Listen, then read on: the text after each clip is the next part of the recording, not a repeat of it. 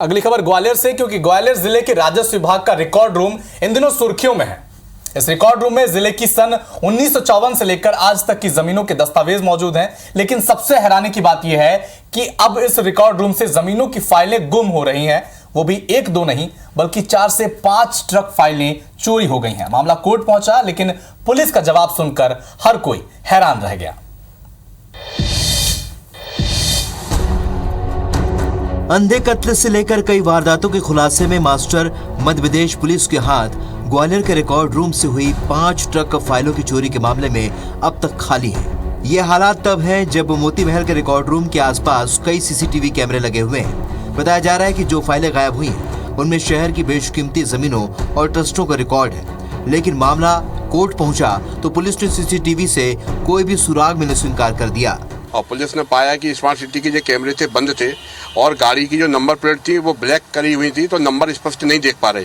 इस संबंध में मैंने न्यायालय में भी एक मामला 156(3) के तहत लगाया था। उसमें पुलिस ने जांच रिपोर्ट पेश करी। उसमें यह कहा कि पुलिस ने कि अभी हम विवेचना कर रहे हैं इस मामले में, दोषियों के विरुद्ध कार्रवाई करेंगे। रिकॉर्ड रूम में जितने भी कर्मचारी पदस्थ हैं उनके कथन हम लेंगे। राजस्व रिकॉर्ड रूम में 1954 के उन तमाम प्रकरणों के दस्तावेज रखे हैं जो कोर्ट में विचाराधीन है।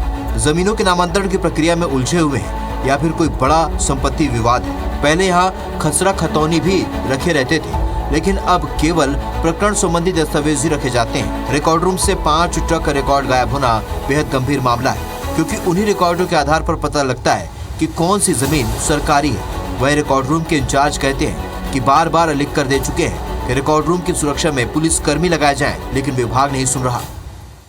तो 3-4 ट्रक माल नीचे का हुआ, 3-4 ट्रक ऊपर का हुआ। ये सब चोरी चला गया। सब चोरी चला गया। कैमरे तो मेन रोड पे भी लगे हैं। इसमें तो सीसी कैमरे लगे हैं, तो इसके अंदर रिकॉर्ड के अंदर लगे हुए हैं।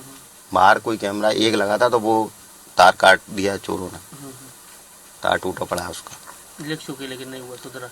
नहीं, हम तो लिख चुके, 3-4 बार लिख के दे दिया विभाग को, लेकिन अभी सुधार नहीं हुआ उसमें। एडवोकेट अवधेश सिंह तोमर ने इसी मामले को लेकर पिछले दिसंबर महीने में कोर्ट में एक आवेदन दिया था, जिसमें कई बिंदुओं का जिक्र कर मामले की गंभीरता को देखते हुए पुलिस और प्रशासन की कार्यप्रणाली पर सवाल उठाए। साथ ही रिकॉर्ड गायब होने से सरकारी जमीन के खुर्द-बुर्द होने की संभावना भी जताई।